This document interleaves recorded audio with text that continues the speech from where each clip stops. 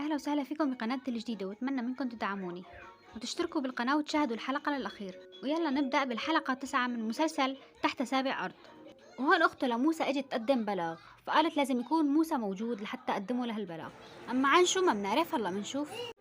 وهون كان اسم الحلقة 9 عن البلاغ. وهون بالبداية بتكون عم تسأل عن مهيب، فبيقول لها ليه عم تسألي عن هالمطربان؟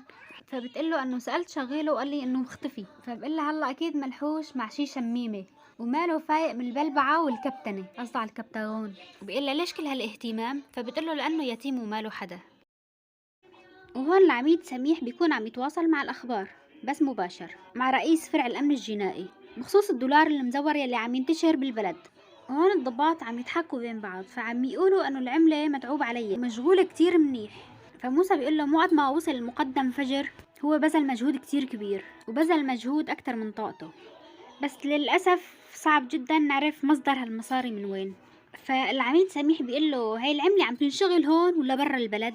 شو رأيك؟ فموسى بيقول له سابقا كانت تنشغل برا البلد، أما لاحقا لحقت إحساس المقدم فجر يلي بيقول أنه هي عم تتصنع جوا.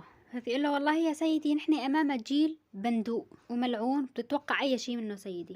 المقدم فجر بيقول له عم نحل هاي المشكلة أنا وموسى وإن شاء الله بنمسك راس الخيط سوا.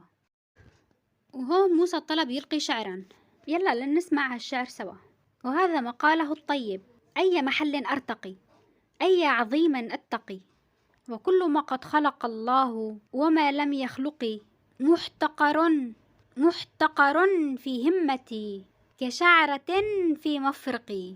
وهون بعد ما بيخلص الكلب يزفق له، فهم بيأكد له بيقولوا المفرق يا إما مفرق الشعر أو مفرق وهون بيجي موسى لعند بلقيس لعند على المحل، فبنقي قطعة، فبيقول لها مرحبا أختي، في حوالي مرة نخب أول بدي أخذ لها الفستان، شو رأيك فيه؟ المرة شلخة كتير وعم دور لها عشي زنطاري، فبيمشي حاله هاد؟ فبتقول له ايه بيمشي حاله إذا ما عاد يشوف وشها مرة تانية. وهون بلقيس بتقول له خايفة لأنه القصة صار فيها دم، وبتسأله عن مهيب، فبيقول لها مهيب مختفي مو مبين. فبيقول لها لا تخافي، ما حدا حاسس بشي ولا حدا شاكك فيكي، وبأكد لك انه ما بيفتح تمه بحرف للعجان. فهون ببلش يلطش فيها، بيقول لها اول مره بشوف هيك اصابع حلوين وناعمين. فبتقول له يوه النهار اللي كلبشتني ما شفتهم حلوين وناعمين. فبيعطيها مصاري، بيقول لها هدول حق الحبر والورق. فبتقول له منين جبت هدول؟ فبيقول لها من الخانوم. وهون العجان عند الزيبق، فبيقول له كيف صار؟ فبيقول له لسه مثل قبل ما تحسن. فبيقول له لازم يفيق، بدي اياه يفيق. فبيقول له مهيب حكى شي، اعترف بشي؟ فبيقول له لا للاسف ما حكى شي، بالظاهر ما عنده شي يحكي. هون عجان بيقول رح اتركه كمان يومين عندي لنشوف. وهون زين بيقول لموسى ليش ما عم تخبر اختك انه نحن عم نشتغل سوا؟ موسى بيقول له ما بدي اياها تنضر، خليها بعيده، هيك ما حدا بيقرب عليها، وقت نشتغل بنعطيه حصتها. وهون جابوا كراتين الشغل ورح يبلشوا شغل. فبلقيس بتقول لهم لازم نغير شوي بالطبعه لحتى العجان ما يحس علينا. هون زين بيقول لهم هي شغلتي انا. وهون بتكون جايبه ديك معاها لحتى تذبحه مشان ما تنصاب بالعين. وهون في لراما بكون طالع لها 20 فاصولية من البرنامج، فبتصرفوا المصاري. وبتسأل راما هاتي تليفونك لنشوف قد ايه عندك مصاري. فبيطلع عليها الشاب وبيقول لها انتي القناع؟ بيطلع بيلاقي عندها مصاري كتير. فبيقول لها يا لطيف انتي منجمة وطالع لك مصاري منيح. فبيقول لها هلا ما فيني اعطيك اياهن، تعي المسا لحتى احصل لك اياهن للمصاري. وهي المخلوقة بتكون مستلمة حوالي 100 دولار، بتكون مزورة، فبتكون جاية على المخفر عم تشتكي. فبتقول له هذا الشخص هو اللي اعطاني اياها. فالمقدم فجر بيقول لها يا اختي هالمرة ما رح اكتب فيكي محضر، بس المرة الجاية لا تعيديها. وهون ببلشوا ضرب بالشخص يلي اعطاها العملة المزورة لحتى يعترف. وهالرما بتكون عم تشتغل بالصالون، صاحبة الشغل بتندهلها بتقلها خير شو صاير معك؟ بعرف قصة اخوكي، شو بك ما عم تركزي بالشغل؟ فهون راما بتعصب بتترك شغل وبتطلع، ورفيقتها كمان بتلحقها، فبتبهدل على صاحبة الصالون وبتطلع. بتقلها اصلا قرفت منك ومن شغلك، هذا شعر صاحبته وحدة عندها صالون. وهون الشباب بلشوا الشغل. وهون بلقيس بتقله هاي الدفعة لازم نشتري فيها ورق وحبر مشان الدفعة الجاية تكون كبيرة، ووقتها رح تمطر علينا المصاري مثل المطر. وهون الضابط بيقولن يلا نخفه قبل ما يطبوا علينا وتلاقوا حالكم لابسين مخطط. وهون بيجوا زيارة لعند مياس بالسجن، وأبوه قال له إنه مهيب وعدني يشهد ضد أخوه بالمحكمة، ورح يشهد إنه الأغراض كلهم كانوا لسعيد لأخوه. وهذا بيقول له إنه مهيب ما عاد بين بالحارة، كيف بده يشهد؟ وهون اجاهم خبر إنه مسكوا عصابة تبع التزوير، وبلشوا تفتيش بهالسيارة. بعد ما فتشوا بيخبروهن إنه ما في شي، وهون العميد فجر بيطلب منهم يشقوا الدولاب، فبيطلعوا الدولارات المزورة بقلب الدولاب. العميد فجر بيقول لهم الإخبارية صحيحة والبضاعة مستوردة. وطبعا هالإخبارية مين كان صاحبها؟ الخانم، هي اللي خبرت الشرطة انه في مصاري مزورة بهاي السيارة. مشان شو؟ مشان يعرفوا انه المصاري من برا البلد، انه تكون صادرة من برا البلد. وهون الخانم بتقله الزلمة يلي بعناه البالي، قصد على الدولارات، انباعوا معهم كلهم ومستعد يشتري اكبر كمية موجودة عندك. وهون زين بكون زعلان على مياس لانه عمل فيه. رفيقه بيقول له خلص مو اخوك وعدك انه هو رح يطلعه. وهون بصير بيحكي القصة لرفيقه، بيقول له انا كنت معه بالسيارة نهار الحادث.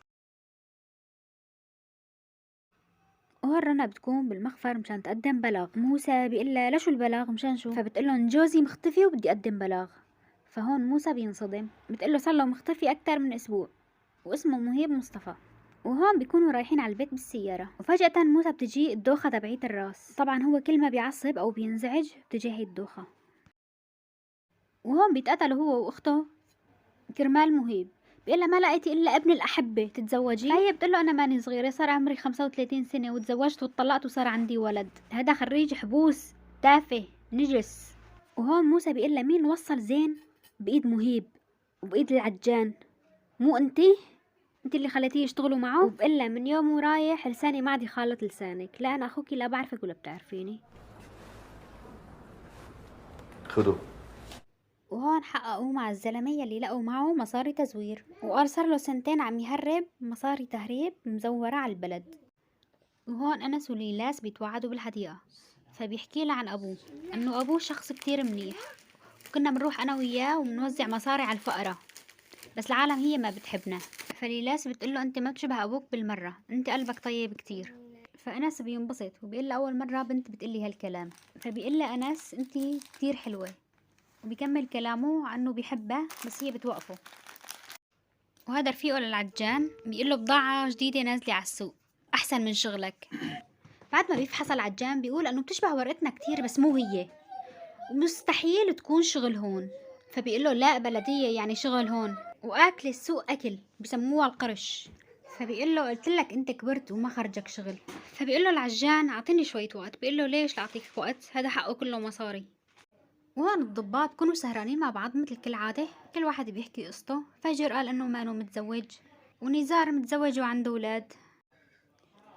وهون فجر بيطلب من نزار يجيب له $100 يلي اخذوها من عند الانسه، فطلب من نزار انه ياخذهم على الفحص ويقارنوا بين المصاري يلي مسكوهم اليوم.